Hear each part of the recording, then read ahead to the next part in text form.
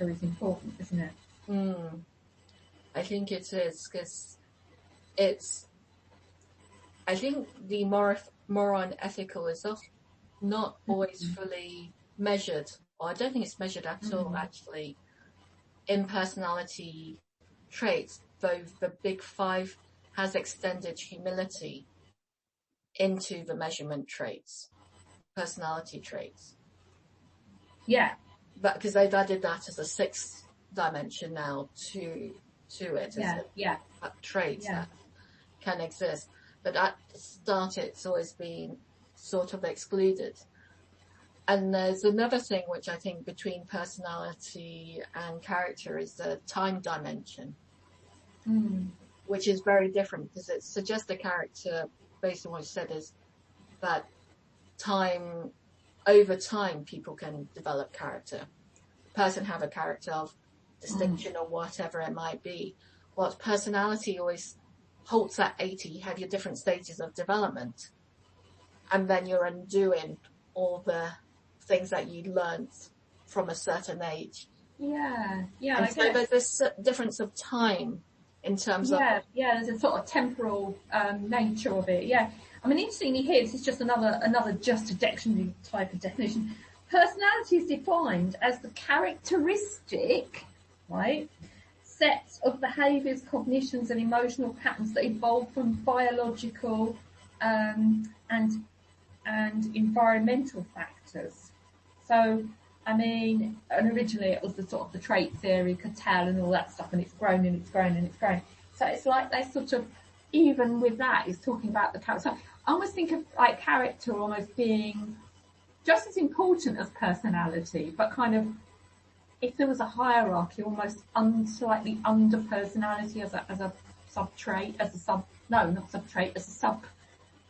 subclass of personality. So it's sort of, like you say, can change in time. So again, the same as what I said a few minutes ago, you've got the basic personality and then the change and movement in time, as you said earlier, and that kind of thing. So it's kind of interesting to think about that. And of course, the environmental influence, which bits come out depend partly on what friends you've got, what peer groups you've got, what work you do, all sorts, where you live, all sorts of different things, don't they? It's really interesting, because I think it's almost the nature-nurture argument between the personality and the character, to me a little bit, because when you talk about the environmental factors, we're talking about things that objectively we can talk about to say how it influences how a person could go. Well, we could say more of the external, couldn't we? Environmental stroke external, And then on the other hand, when you talk about character, they use the word morals and ethics, which is not as stable. I'll use the word as stable environmental factors, as easily captured.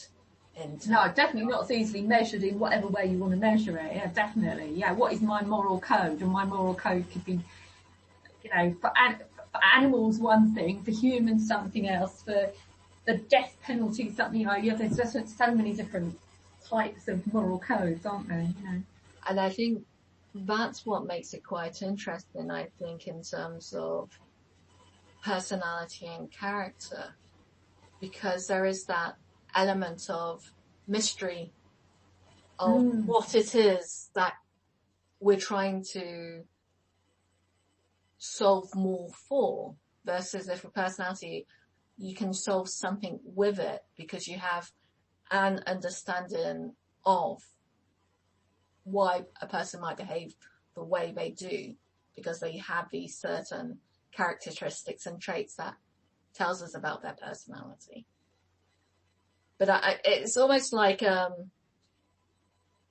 when we talked a little bit earlier about being over-specialized and not specialized enough, and it's that, how do you bring the two together, I feel, so that they can work better in balance and harmony, to talk about the whole of a person versus either or.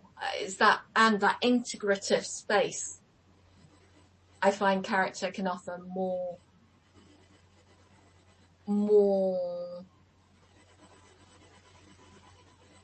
sustainability in their lives without someone else being part of it to a degree.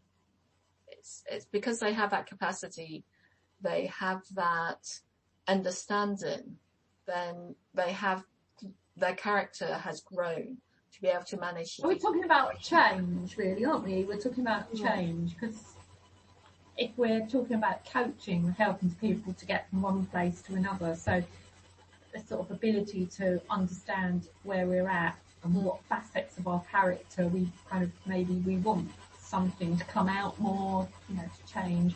So facets of our personality as well. But yes, it's personality, facets of character. But it's almost,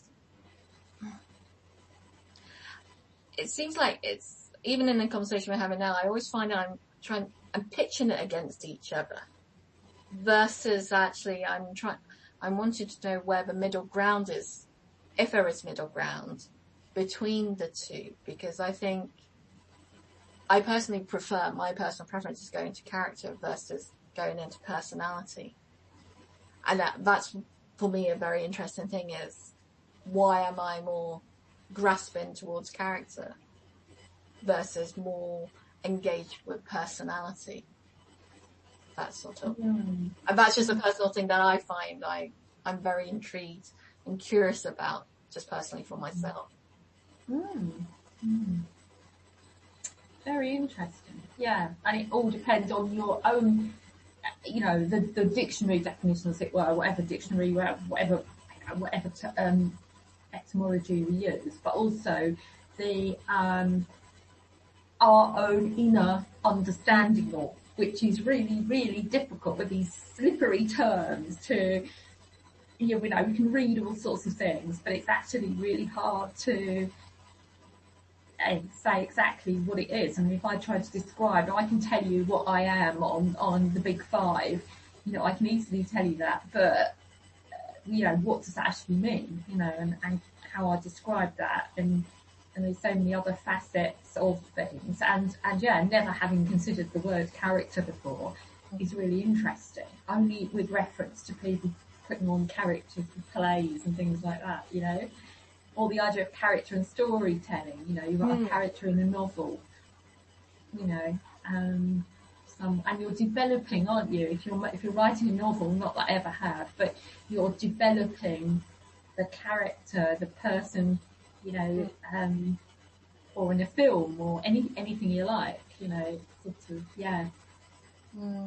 Use the word character when we talk about, back to what we were talking about a while ago, about the arts, you know, we talk about character and we're talking about plays, all that sort of thing.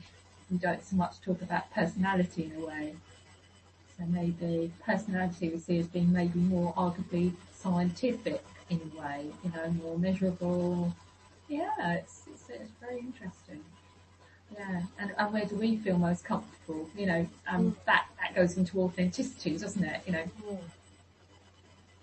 So how would you relate that more to authenticity, in the sense of?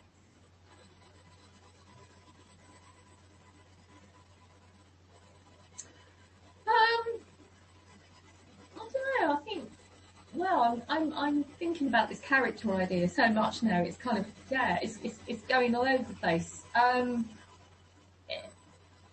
Well, I mean, I think both relate to authenticity. You can't not have, you know, you can't say one's more authentic than the other. I mean, obviously, if you take the ethical, moral, my authenticity, you know, my character, I wouldn't work for certain people, you know, all this kind of thing. But then that's also part of my personality as well, because, you know, there's certain things that are kind of fixed in my head that I just wouldn't want to do, you know, or consider doing, or I would challenge, you know. So the authenticity comes across. Is that a belief? Across everything, doesn't it? But how far does belief and personality? So, for example, you said, you know, it's fixed in my head that I wouldn't want to do this, but is that more of a belief versus your personality, or is there a relationship